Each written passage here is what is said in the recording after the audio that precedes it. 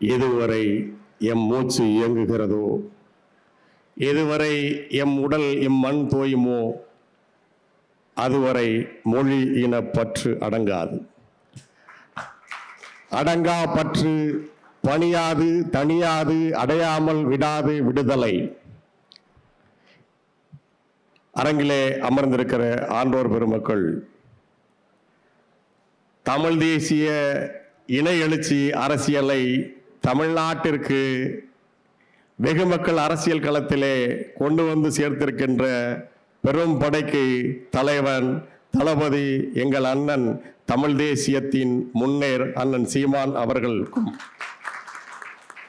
தமிழ் கூறும் நல்லுலகம் திட்டமிட்டு மறைத்து கொண்டிருக்கின்ற மாபெரும் அறிஞர்களில் மிக முக்கியமான பேரறிஞராக திகழ்கின்ற எங்களுடைய ஐயா தக்கார் மாசோ விக்டர் அவர்களுக்கும், எமது தாய் தமிழ் உறவுகள் மற்றும் மேடையில் அமர்ந்திருக்கின்ற எனது உறவுகள் அனைவருக்கும் எனது பணிவான வணக்கம்.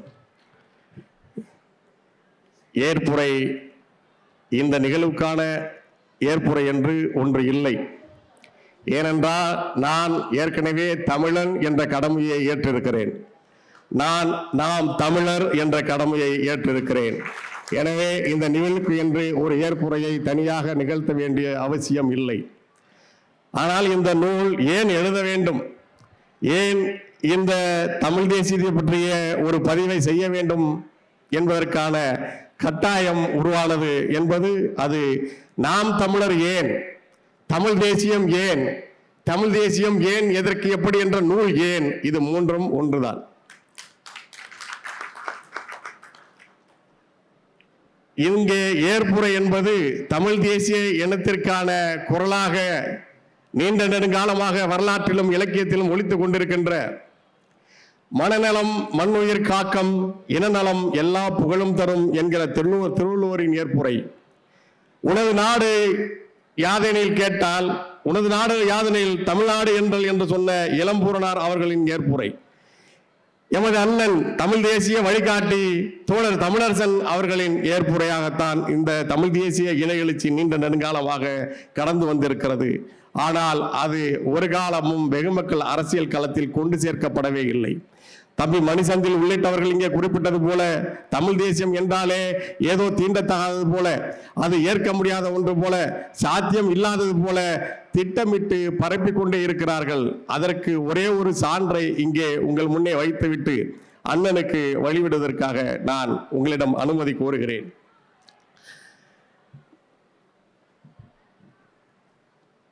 பேரறிஞர் என்று, அறிஞர் என்று இங்கு யாரெல்லாமோ அவர்களே அவர்களுக்கு பட்டம் சூட்டி கொண்டிருக்கிறார்கள் நாம் பார்க்கிறோம். பல்வேறு இருக்கின்ற எத்தனை தமிழ் என்றெல்லாம் வகுத்து அதற்கெல்லாம் அறிஞர் என்று அவர்களே போட்டுக் கொண்டிருக்கிறார்கள். நடிகர்கள் எம் ஆர் ராதா சொல்லுவார், நாங்கள் எல்லாம் கூத்தாடி, நீங்க தாண்டா எங்களை கலைஞர்னு சொல்றீங்க அப்படின்னு. அவருக்கும் நடிகவேல் என்று ஒரு பட்டத்தை கொடுத்தார்கள். அவர் ஏத்துக்கல, நாங்க கூத்தாடி. டைரக்டர் பசங்களா, ஏன்டா வீடு வீடா பூந்து நடிக்கிறதுக்கு தேடுறீங்க என்று கேட்பார் இல்லையா? அதுபோல அவர்களுக்கான பட்டத்தை அவர்களே கொடுத்து கொண்டார்கள். ஆனால் யார் பேரறிஞர்? ஒட்டுமொத்த இந்தியாவில் வாழ்கின்ற தேசிய இன விடுதலைக்காக சிந்தித்த ஒரு பேரறிஞன் இங்கே தீவிரவாதியாக தனிநாடு கேட்ட காரணத்துக்காக காவல்துறையினரால் கல்லால் அடித்துக் கொல்லப்பட்டு மக்களே கல்லால் அடித்துக் கொண்டார்கள் என்ற ஒரு பொய்யான வரலாற்றை எழுதினாரே, அந்த மாபெரும் அறிஞன் தமிழ் தேசிய பெருந்தலைவன் பேரறிஞர் குறிப்பிடுகிறார். பதிப்பாளர் கூட, அண்ணா இங்கே அறிஞர் பேரறிஞர் என்றெல்லாம் போட வேண்டுமா என்று என்னிடம் கேட்டார். பதிப்பாளரோடு, இல்லை இதை நாம் தான் சொல்ல வேண்டும், இதே கருத்தை அப்போதும் சொன்னேன். யாரெல்லாமோ அவர்களை பேரறிஞர்கள் என்று சொல்லிக் கொண்டிருக்கிறார்கள், அவர்களே ஆள் வைத்து பட்டம் கொடுத்து கொண்டார்கள். ஆனால் தமிழினத்திற்கு கொடுக்க வேண்டிய எல்லா மரியாதையும் மதிப்பும் கொண்டாட வேண்டிய தலைவர்கள் எல்லாரும் இங்கே புதைக்கப்பட்டிருக்கிறார்கள், மறைக்கப்பட்டிருக்கிறார்கள். விடுதலை திரைப்படத்திலே ஒரு வசனம் வரும், ஒரு உரையாடல் வரும், நீ எவ்வளவு பெரிய மக்கள் தலைவன், நீ எவ்வளவு பெரிய மக்கள் தலைவன், ஆனால் உன்னை இந்த மக்கள் கைவிட்டு விட்டார்களே என்று சொல்லி. ஆனால் அவர் திரும்ப அந்த புலவர் கலியபெருமாள் ஐயாவோட கதாபாத்திரம் ஏற்றிருந்த நடிகர் சொல்லுவார், இல்லை, மக்கள் உறுதியாக நம் பின்னால் திரளுவார்கள், மக்களுக்கான தலைவர்களை கண்டடைவார்கள் என்பதற்கான மாற்றம் உருவாகும் என்ற நம்பிக்கையோடு சொன்னார். அந்த நிலைதான் இன்றைக்கு தமிழ் தேசியம் ஏற்படுத்தி கொண்டிருக்கிறது. தமிழ் தேசியம் இன்றைக்கு அந்த விடுதலையை நோக்கிய நகர்வை செய்து கொண்டிருக்கிறது. அண்ணன் தமிழரசன் அவர்கள் மிக சுருக்கமாக அவருடைய கட்டுரையிலிருந்து அந்த 2 வரிகளை மட்டும் நான் இங்கே சொல்லுகிறேன். தமிழ் சமூகத்தின் உயிராக இருந்த பெரும்பான்மை மக்களே மொழி பண்பாடை காத்து வந்தவர்கள். ஏனெனில் தமிழ் மக்களின் எதிர்ப்பை சமாளிக்க வேண்டி தமிழ் மக்களை ஆதிக்கம் செய்து வந்த நிலப்பிரபுத்துவ அரசர்களும் அவர்தம் பரிவாரங்களும் தான் வட இந்திய நிலப்பிரபுத்துவ கும்பலுடனும் மத குருக்களுடன் இணைந்து கொண்டு சமஸ்கிருத மொழியை, மத கலாச்சாரத்தை பயன்படுத்தி வந்தனர். தங்களுடைய மொழியையும் கலாச்சாரத்தையும் பாதுகாக்க தமிழ் பேசும் மக்கள் எப்பொழுதும் போராடி வந்துள்ளனர். தமிழ் நிலப்பிரபுத்துவ அரசுகள் சிதைந்து நிலை குலைந்த காலத்தில் ஆங்கிலேயர்கள் இந்தியா முழுமையும் அடிமைப்படுத்தினார்கள். அதே போல தமிழகத்தையும் அடிமைப்படுத்தினார்கள். தமிழ் மக்கள் ஆங்கிலேயர்களை எதிர்த்து போராடினாலும் தமிழ் நிலப்பிரபுகள் என்று சொல்பவர்கள் யார் என்றால் விஜயநகர வாரிசுகள். தமிழ் நிலப்பிரபுகளும் தரகு வியாபாரிகளும் தரகு முதலாளிகளும் ஆங்கிலேயர்களோடு கூடி குழாவி கொண்டுதான் இருந்தனர். தமிழ் மக்களை சுரண்டுவதற்காக அவர்களோடு கூட்டு சேர்ந்து நின்றனர். சர், திவான், பகதூர் போன்ற பட்டங்களை பெற்றுக்கொண்டு ஆங்கில மொழி கலாச்சாரத்தில் திளைத்து இவர்கள் தலைமையில்தான், ஆங்கில மொழி கலாச்சாரத்தில் திளைத்த அவர்களுடைய தலைமையில்தான் தென்னிந்திய நல உரிமை சங்கம், நீதி கட்சி. எப்போதுமே திராவிட முன்னேற்ற கழகத்தின் முன்னாள் மூத்த தலைவர்கள் எல்லாம் பெருமையோடு சொல்வார்கள், நாங்கள் தென்னிந்திய நல உரிமை சங்கம் தொடங்கினோம் என்று. அந்த சங்கத்தில் இருந்தவர்கள்லாம் யாரெல்லாம் என்று நீங்கள் வரலாற்றை தேடி பாருங்கள். இவர்கள் ஆங்கிலேயர்களோடு கூடி குழவி கொண்டு மக்களை காட்டி கொடுத்து கொண்டு அவர்கள்தான் தென்னிந்திய நல உரிமை சங்கம் என்றும் நீதி கட்சி என்றும் தங்களை தாங்களே அழைத்து கொண்டு தேசிய இன விடுதலை போராட்டத்திற்கு எதிராக நின்றனர். எப்போ? 1949 ராபின்சன் பூங்காவிலே திமுக தொடங்கப்படுவதற்கு முன்பாகவே பெரியார் அவர்கள் காங்கிரசிலிருந்து விலகி அவர் ஜஸ்டிஸ் பார்ட்டி என்று சொல்லப்பட்ட நீதி கட்சிக்கு தலைமை ஏற்பதற்கு முன்பாகவே நடந்ததை இந்த வரலாற்றிலே அண்ணன் அவர்கள் பதிவு செய்திருக்கிறார்கள். பெரியார் அவர்களோடும் அண்ணா அவர்களோடும் இணைந்து பயணித்த மாபெரும் மொழி அறிஞர் அண்ணல் தங்கோ அவர்கள் ஒரு மாபெரும் ஆவணத்தை பதிவு செய்திருக்கிறார். 1941 திருவாரூர் மாநாட்டிலே அவர் பெரியார் அவர்களிடமும் அண்ணா அவர்களிடமும் வைத்து ஒரு கோரிக்கை வைத்துவிட்டு அந்த மாநாட்டு தீர்மானத்தை அவர் எழுதியிருக்கிறார்.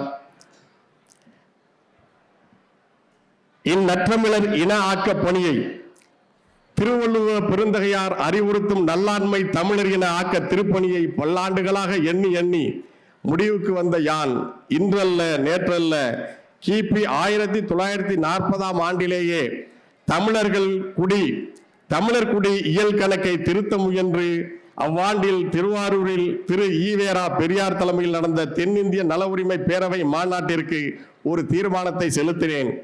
அதன் சொல் பின்வருமாறு: 1941 ஆண்டில் நடைபெறும் இந்திய குடியியல் கணக்கெடுப்பில் சென்சஸ் என்று சொல்வார்கள், தென்னகத்தில் வாழும் தமிழ் மக்கள் தெலுங்கர், கன்னடர், மலையாளிகள், துளுவர், கொங்கணர், ஒரியர், மராட்டியர், குஜராத்தியர் தங்களை தமிழ் மக்கள் என்றும் தமிழ்நாட்டினர் தம்மை தமிழர் என்றும் குறித்து பதிவு செய்து கொள்ளல் வேண்டும் என்று இத்தென்னிந்திய மக்கள் நல பேரவை மாநாடு தீர்மானிக்கிறது என்று ஒரு தீர்மானத்தை நிறைவேற்றினார். அதனை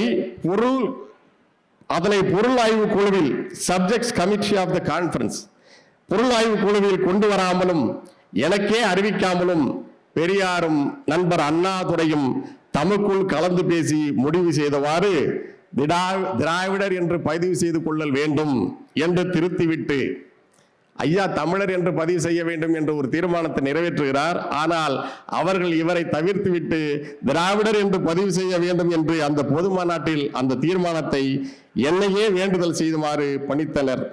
யான் திடுக்குற்று தெளிந்து நேரமென்மையால் மாறுபடாமல் சிறிது ஒட்டியவாறு அவர்கள் சொன்னதுக்கு ஏற்ப தெலுங்கர், கன்னடர், மலையாளிகள், துளுவர், கொங்கணர் முதலியோர் வேண்டுமானால் எங்கனமாயினும் குறித்து கொள்ளட்டும், தமிழ்நாட்டு தமிழர் அனைவரும் தம்மை தமிழர் என்றே குறிக்க வேண்டும் என்று சொல்லி நான் மீண்டேன்.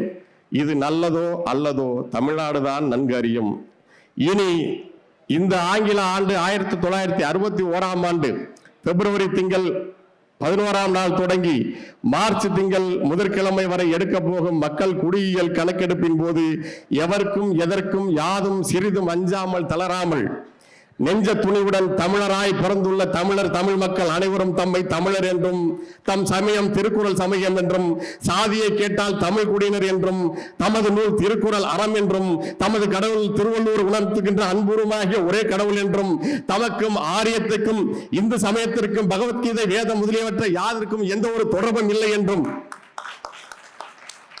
குறிக்க வேண்டும் என்று அறிவிக்க செய்ய வேண்டும் என்று எனது வேண்டுகோளை நடாத்துகின்ற இந்த உலக தமிழ் மக்கள் தற்காப்பு பேரவை சார்பில் கேட்டுக்கொள்கிறேன் என்று 1940 சதியால் சூழ்ச்சியால் பின்னுக்கு தள்ளப்பட்ட ஐயாவுடைய அந்த தமிழர் என்கிற அந்த உரிமை குரல் பிறகு 1961 மீண்டும் வலியுறுத்தப்பட்டு மீண்டும் அது எப்போதும் போலவே இவர்களால் புதைக்கப்பட்டது.